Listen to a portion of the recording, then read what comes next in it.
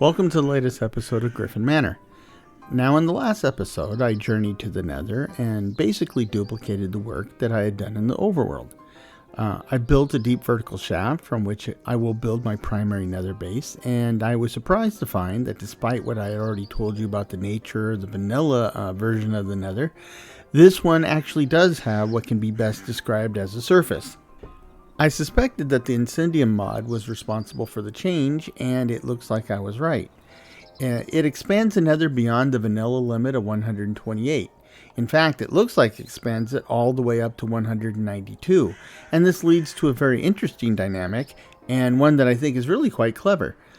It appears that the Nether's just like it has been the past few years, up to about block 128, and then it reaches what would be uncharted territory, where the Incendium mod apparently goes to town and adds new goodies and interesting things to see, do, and get killed by. In short, it offers all the traditional content of the Nether and a completely different set of experiences and landscapes all in one package. As a result, I think I might be spending more time in the Nether than I usually do, and that is probably a good thing. But aside from all that, I now have 2 vertical elevator shafts ready to go and no elevators to put inside them. And that is what today's episode's all about. Scaffolding is great and all, but it has its ups and its downs. And I would like to set the controls and leave the keyboard to go get a drink while my elevator takes me swiftly and efficiently to wherever it is I need to go. So the goals are pretty straightforward here.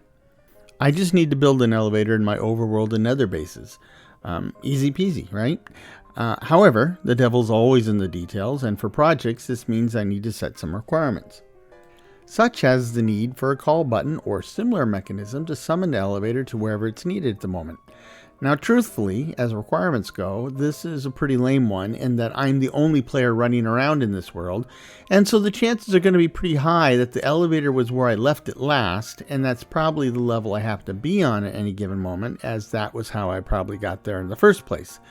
On the other hand, there are odd cases, such as dying while on another level, where the ability to call the elevator will prove to be extremely useful. So for the 0.01% of those cases, I have this requirement. In using the elevator, I will need to be able to select the floor I want to go to and then proceed straight there. Now that seems pretty standard, especially if you use elevators in real life, but some Minecraft elevator implementations and certainly very early elevators in real life were a bit more manual than that. They force the user to go up or down one level at a time, or provide a kind of throttle that is used to manually navigate up or down and thus require an action and some skill to get the car to stop exactly at the desired floor. Now forget that. This is the Industrial Revolution here. I want to push a button and then sit back and relax while everything just happens. And on a related note, if possible, floors need to be named and not numbered. Or at least not only numbered. And if possible, the naming on the elevator in-game needs to match the plan. Now, the nature of playing with mods is that you gotta play with the cards you're dealt, and if the mod only gives me 8 characters in-game, then I need to go with the 8 characters. But mods are getting more capable all the time, and the Create mod is particularly well thought out, designed, and implemented, so I don't really think this will be a problem. And finally, if possible, the elevator needs to be faster than using the scaffolding. Now, the ability to set it in motion and wander away from the keyboard is nice and all, but this is Minecraft, not elevator craft.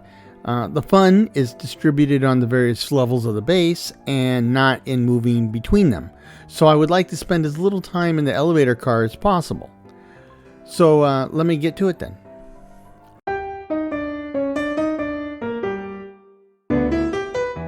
And straight out of the blocks, I land flat on my face. The problem's this. I got plenty of iron, I have plenty of quartz, I can make sheets of stuff, and I even have a mixer. Which is good, as that's what's required to make brass. Unfortunately, you can't just throw copper and zinc into a mixer and expect the magic to happen. You need to heat it up. And while I have plenty of fuel, and I can easily make blaze burners by the score, those items are completely useless if there's not an actual blaze trapped in the blaze burner. And while I did spend a good chunk of my time in the Nether during the last episode, I was literally digging in and fortifying my hold on the Nether.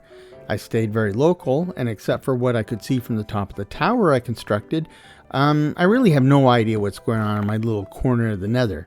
So I need to leave the safety of my little base and go out looking for a nether fortress because that's where the blazes hang out. And I'm not really properly equipped for this. I do have netherite armor, but the enchantments are not optimized yet. And I've not spun up my own potion making ability yet. And that makes sense since I need blazes, or more specifically, their rods to make potions. So, I can try to go cross country and see if my ill-equipped little butt's cut down en route, or I can take the less glorious but infinitely more practical way. Since I'm an engineer to my core, the safer and less glamorous way wins. The first step is to bring up my map, courtesy of the Journey Map mod, and take a look around. Now what I'm specifically looking for is something that appears to be a silhouette of a maze, as that is likely to be the footprint of a nether fortress. At least it should be, and if not, I'm going to be in for one hell of a surprise. Now that I found one, I need to pinpoint a spot in the fortress where I can break in. Now since the map will let me go up and down across layers of the nether, I want to make sure that my point of entry reaches all the way down below the lava sea. And once I find the spot, I will note the coordinates and then simply tunnel over to that point from what will eventually be my metro tunnels. And then I can tunnel up into the nether fortress and bag a blaze or 3, take a look around, and basically grab anything even remotely useful that's not nailed down. I am taking 6 empty blaze burners with me because I'm wildly optimistic, but frankly anything more than one's pure gravy. Lava pockets are always a concern, or an aggravation, depending on how often they pop up. To help prevent some nasty burns, I dig out a hole in front of me and then I dig past the hole as far as I can reach. If I happen to open up a lava flow, it'll go into the hole and leave me alone, and then I can manage it from there. Then I dig a new hole in the floor and continue the process, stopping frequently to go back and fill those holes behind me, because if there's ever a point where I need to make a quick escape, I'll want a nice straight runway and not an obstacle course. And here I am digging up through the nether brick support of the nether fortress I found on the map. This should put me into a hallway, and from there it should be fairly easy to find and bag a couple blazes. Nice! Of course there's always a high probability of finding some netherwort and soul sand when cleaning out a nether fortress. There's not a lot of soul sand here, but it's definitely enough to start growing my own netherwort and preparing for the potion biz. Unfortunately, that will have to wait until I can find an actual blaze spawner or 2. Oh, nice! Another fortress with a yard.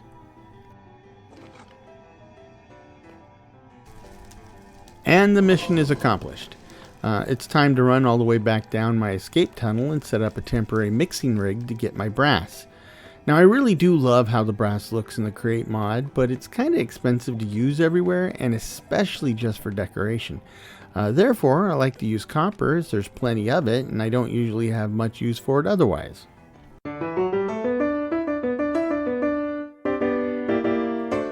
As useful and amazing as elevators are, they don't just power themselves.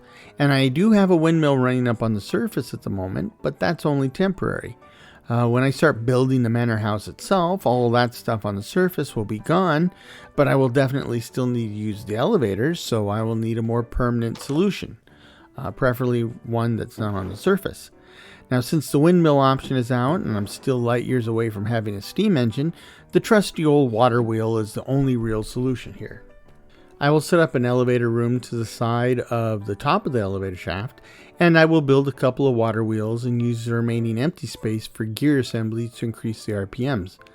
Now, a single block speed controller would be preferable, but it is likewise still light years away from being a reality in this world. And additionally, I don't like having a water wheel just sitting out there with no obvious or logical source of water, or a logical place for the water to go. It just looks and feels weird to me, but I will put that out of mind for now and just stick to the practical side of things. And along those same lines, the inside of this elevator room is going to be ugly. I may try to clean it up and make it look and feel more realistic, but for now, I will concentrate on making the whole shebang work. So the mixer's up and running, and now we just need to set up an input for the basin and then fuel my hungry blaze and then let the mixer work its magic. Now I'm still using wooden hoppers because I still have a need for iron elsewhere, And yes, they do slow things down a bit, but right now that's perfectly acceptable. It might even be okay in the future when everything's fully automated and I'm letting things run all day, every day.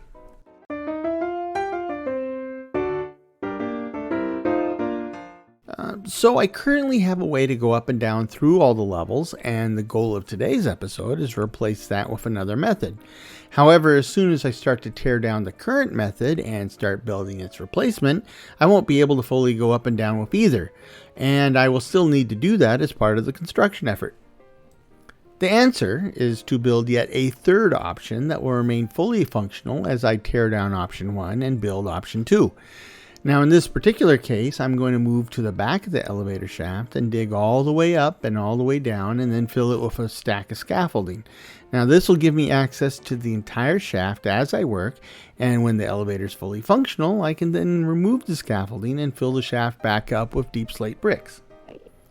If you're unfamiliar with elevators in Create 0.5.1, they basically work like this.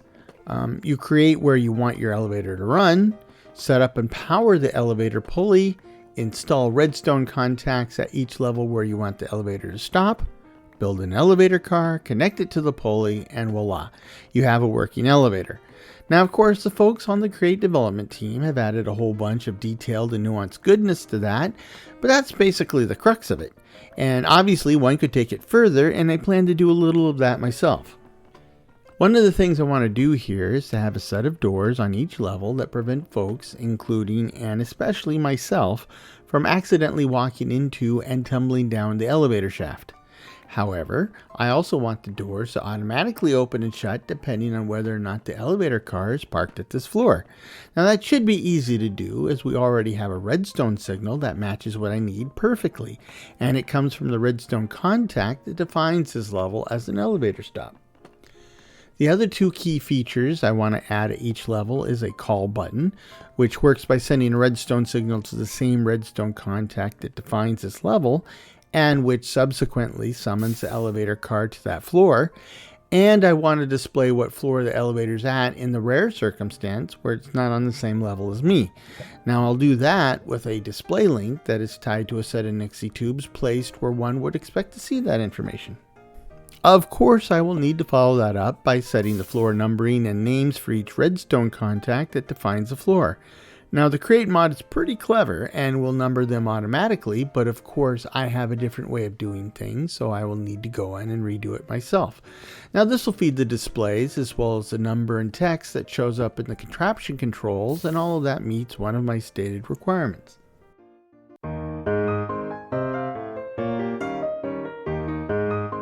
Ta-da!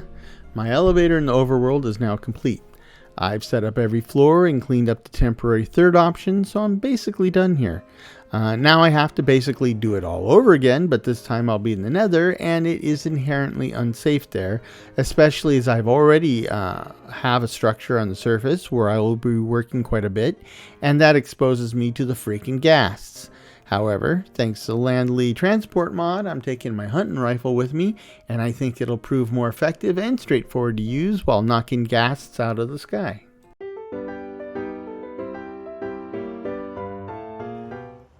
And that is the real problem here. While I was working completely underground in the overworld, I have 3 levels at or above the surface here, and perhaps most importantly, I will need to build my elevator room at the top to power the whole shebang. But instead of a nice safe space carved out of rock, I need to build a completely new room and structure literally out of thin air. And all while doing my meerkat impersonation and looking for gas, piglins with crossbows, and trying to avoid eye contact with all the loitering endermen.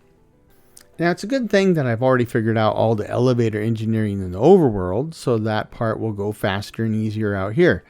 Now the main danger will be in crafting the walls of the elevator room, and there's a pretty good chance that I'll have to redo some or all of that at some point when I actually get around to building out Fort Discovery properly. One big difference between the overworld and the Nether is the restriction on water. Now in the overworld, I was able to power the elevator with a couple of water wheels, and then I used gears to crank up the RPMs to make the elevator car speedy and efficient. The problem here is that the water does not and cannot exist in the Nether, period. The obvious solution is to use lava, and that does indeed work, but it kind of bugs the hell out of me to have a wooden water wheel powered by liquid hot magma. It really should burn down almost immediately. However, there is a solution provided me courtesy of the Biomes of Plenty mod, and that is literally buckets of blood. Now, blood can be found in many places in the Nether within some of the BOP biomes, and I even ran into a bit of it while building the original access shaft in the Nether. At first, I was blocking it up, and then I realized I could probably use it to power my water wheels in the Nether, so I went back to the overworld and crafted several buckets and grabbed a bunch of blood, and it looks like my hunch has paid off. It will literally take blood and toil to provide power in the Nether.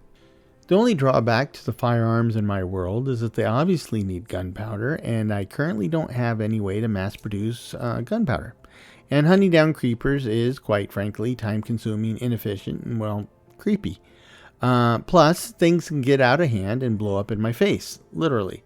With the mods I'm running, there is a possible solution in the Nether Delights mod, which is an add-on for Farmer's Delight. There are propel plants that can be found in the Nether, and with some work, I can start farming those, and then I'll be running around like Yosemite Sam, blasting the hell out of all the bad guys. It'll be a blast. And once I was able to get back underground full-time, the work in the Nether was a breeze, especially after learning so much from my mistakes in the overworld. So, I did build elevators in the overworld and Nether, but do the implemented designs meet my stated requirements? Now, in both dimensions, each level of the base has a call button that will bring the elevator car to that level, so that's a check. And using the contraption controller in the elevator car, I can use the mouse wheel to scroll through all the available levels and then right-click to select the desired floor. So that's a check. And while selecting a floor, I can see that each floor has the correct number and name as detailed in the main plan, so that's a big check.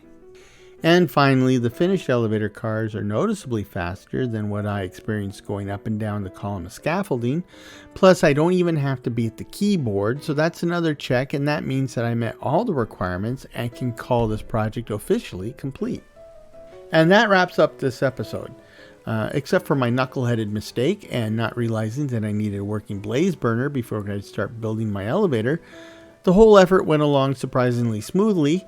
And I will take a break from the Manor to complete another mod deep dive video, and then I'll return to this series to take a look at the village closest to the estate, which is Andover.